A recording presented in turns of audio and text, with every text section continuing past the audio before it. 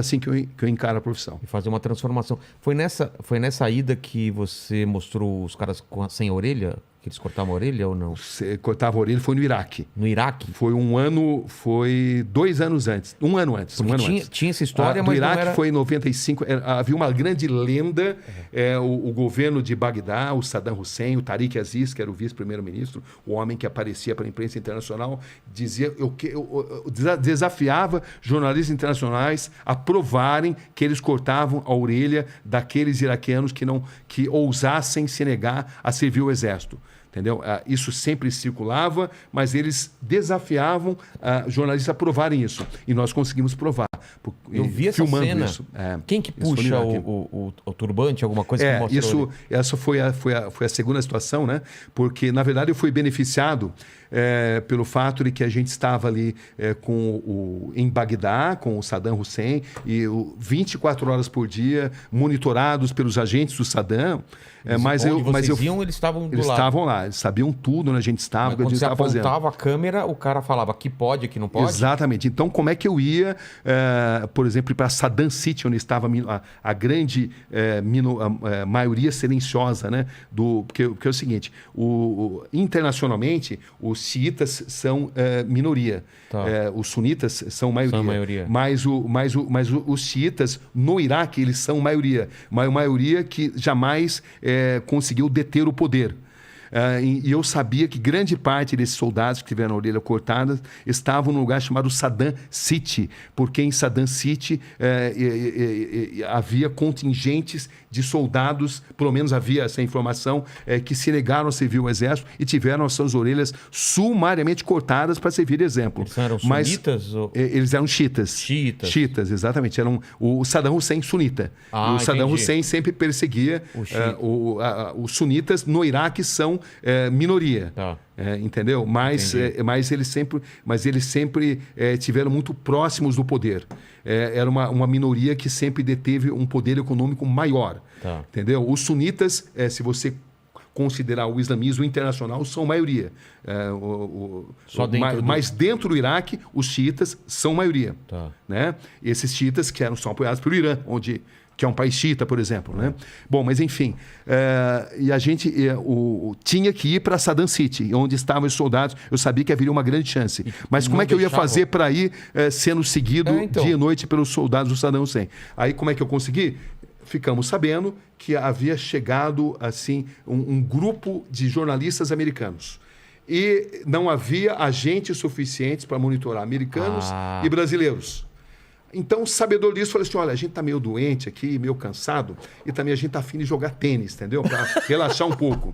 Então, a gente vai num outro hotel que tem quadra de tênis, e lá a gente vai jogar tênis, tá bom? Tudo bem? Então, eles já até gostaram, porque eles não teriam como seguir a gente e os americanos ao mesmo tempo. Então, o que eu fiz? Eu e o cinegrafista Fernando Pelégio, que era o cinegrafista que estava comigo lá, a gente botou a câmera dentro de uma raqueteira de tênis e fomos para esse hotel onde havia uma quadra de tênis. Tá. Entendeu? Então vocês foram realmente para o hotel? Fomos para esse hotel. Tá. Chegamos até simular e para a quadra de tênis. Quando a gente se sentiu seguro... Não tem ninguém seguindo? A gente tratou de identificar um motorista que eu tinha informação que fazia ponto ali naquele hotel.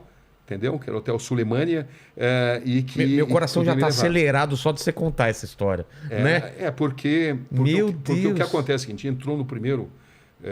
mas a gente se enganou, não era o motorista indicado, a gente tinha se enganado. E esse motorista, ao invés de levar a gente para Saddam City, ele levou a gente para o Ministério da Informação. Pô. Aí no Ministério da Informação, o que você queria para Saddam City? Não, eu falei, Saddam City não. A gente queria ir para o Ministério da Informação do Saddam, entendeu? A gente queria vir para cá justamente. Entendeu? A cidade, deu um migué ali, eles acreditaram e tal. Aí a gente voltou para lá. Quando voltamos para lá... Para o primeiro hotel? O primeiro hotel onde a gente ia jogar tênis. Tá. Entendeu? E aí, nesse hotel, eu consegui finalmente achar um motorista que eu tinha indicação, que falava inglês, era jovem e que tinha insatisfações em relação ao regime e que estaria disposto a assumir o risco. Precisaria ser alguém que é disposto a assumir o risco. Se ele é descoberto, morto, né? Exatamente. Então, eu acabei descobrindo esse motorista e ele nos levou para Saddam City.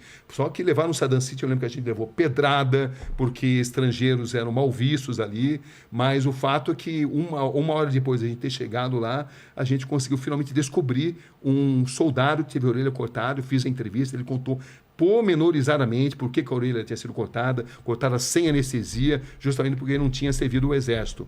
E aí, pra você ver como é que são as coisas, né? A imagem que você viu, que a gente estava na confluência do rio Tigre e Eufrates. 3 dias depois... Não é desse dia. Não é desse dia. Não é outro dia soldado. depois, a gente estava na confluência e eu notei que tinha ali o barqueiro que não tirava o turbante de jeito nenhum.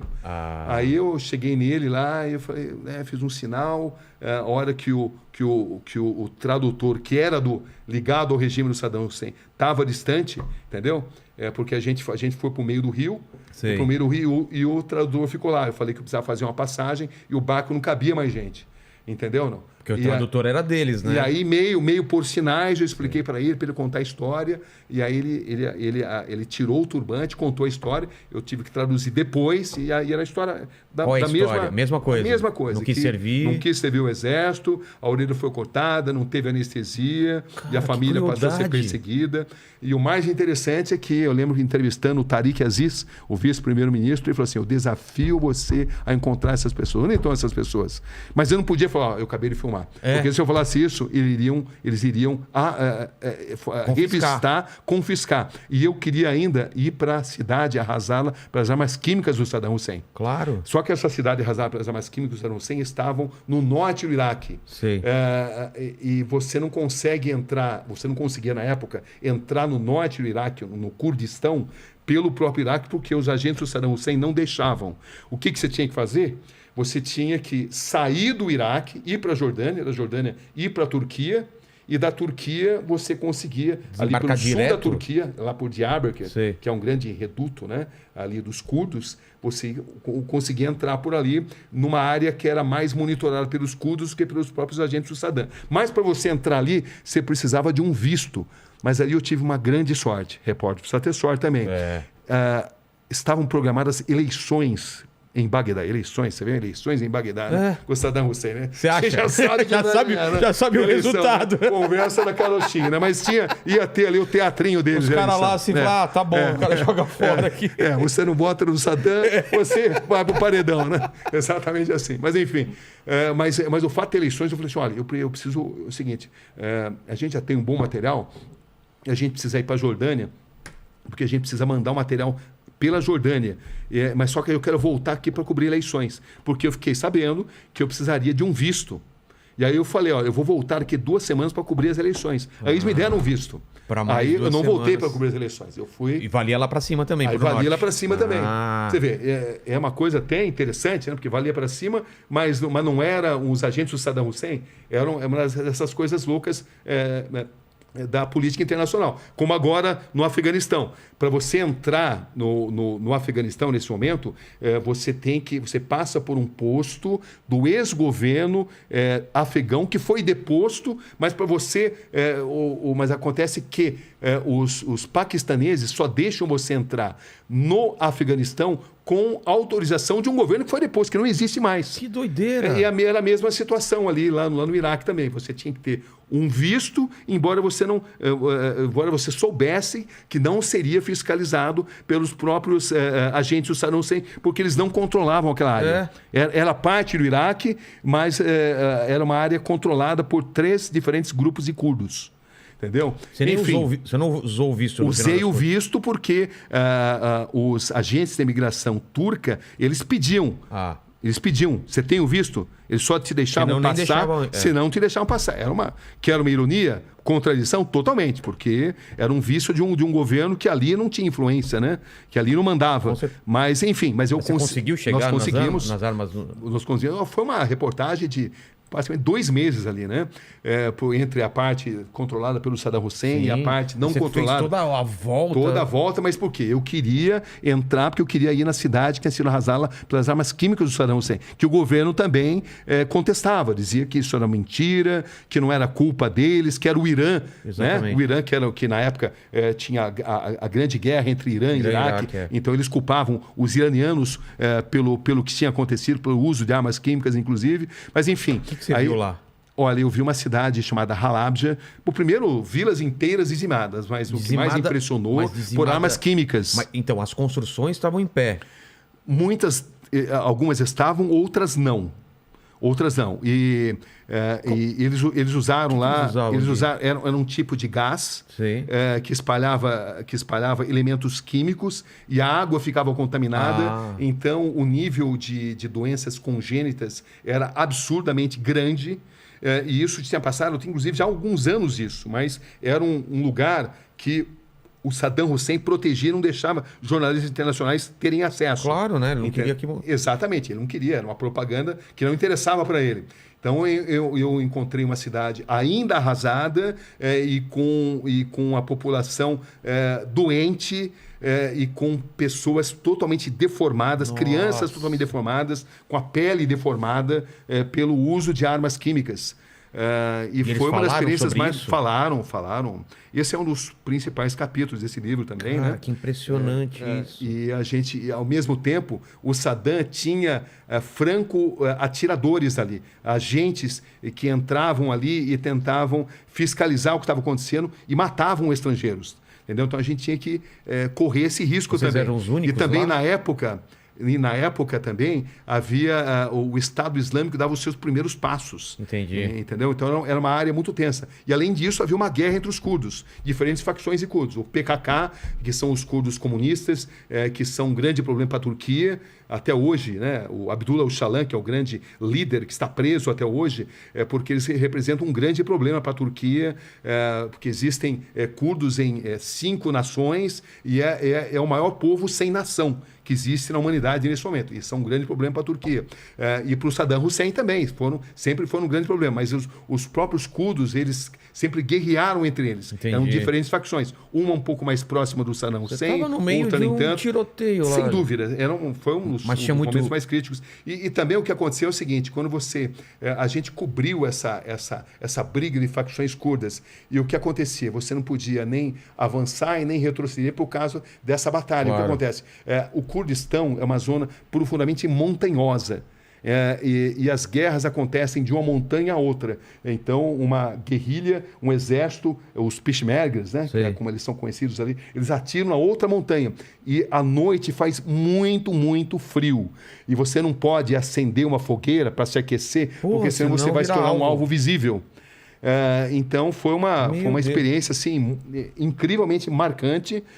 Porque você tinha muitos fatores ali, né? Você fugia do Saddam Hussein, você fugia dos disparos de Katyusha, né? Que é isso? Katyusha são os mísseis, um míssil de médio alcance muito comum nessa área. E muitas armas brasileiras, os tanques Cascavel, que foram vendidos a rodo para o Saddam Hussein e depois usados pelos curdos, né? E você cobria também essas guerras, e eram guerras em lugares repletos de cavernas, onde você passava muito frio, onde você via muita gente morrendo, e esses guerrilheiros, o PKK, por exemplo, a gente teve acesso a um grupo de meninas que tinham apenas 11 anos e elas eram totalmente condicionadas a matar os seus inimigos, e elas eram assim, sofriam um processo de lavagem cerebral, e elas não treinadas a não ter atração pelo sexo oposto, a se explodirem, como o Hamas. Eu também tive a oportunidade de entrevistar homens-bomba, né? Os jovens que são treinados para se explodirem em nome de uma causa, né? Então, são experiências que assim, impressionaram muito. E, nesse caso, era muito difícil porque a gente foi dado como perdido de guerra. Por quê? Porque a gente não podia nem retroceder e nem avançar, porque a gente estava no meio de uma guerra. E não tinha como a gente passar informação. É isso que eu falo. Porque nós estávamos em contato com a Globo. Na época... exatamente. Era Globo? Essa época, a segunda vez que eu estive foi pela Globo, né? Tá. Perto da invasão Como vocês se comunicavam? A gente se comunicava na época via telefone, porque não tinha celular, né? Você não telefone tinha... fixo. Exatamente, telefone fixo. Mas a gente ficou incomunicável. A gente não conseguia se comunicar. Então, as pessoas não sabiam o que estava acontecendo com a gente, né? Mas foi uma das matérias mais impressionantes, uma das melhores que eu já fiz. E você escutava à noite explosão, aqueles traços que a gente vê de míssil à noite... Olha, é uma matéria que vale a pena ver, ela está no YouTube hoje em dia. Tudo que aconteceu na história da humanidade está muito relacionado também com esses momentos, né? Então, não só dessa cobertura no Iraque, como também a cobertura no Afeganistão. Era um outro tipo de guerra, né? As armas eram menos potentes do que existem hoje. Era uma guerra onde ainda você conseguia enxergar os olhos do inimigo, como a gente dizia, né? Entendi. Porque você ia na linha de frente, você tinha que escolher. Você queria cobrir a guerra do seu hotel ou você queria estar na linha de frente. A gente sempre optou por estar na linha de frente com algum tipo de segurança, né? Porque ali a gente viu o que de fato acontecia.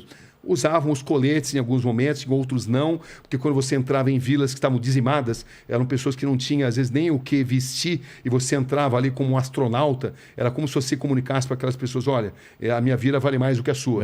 Você passa arrogância. Então, o ato de exercer a profissão de jornalista, ele foi mudando na história das coberturas de guerra.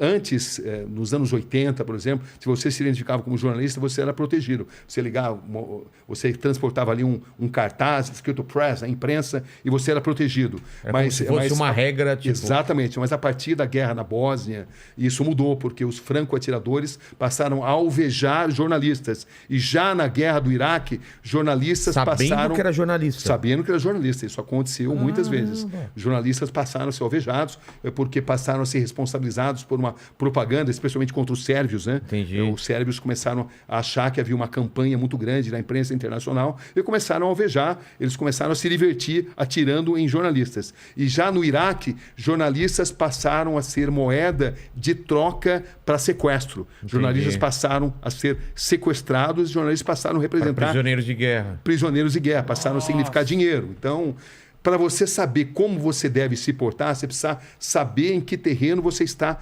pisando. Em alguns lugares compensa você se identificar como jornalista, em alguns lugares é fundamental você usar todo o aparato, colete, capacete, é importante, em outros não, porque você vai passar uma mensagem, se misturar.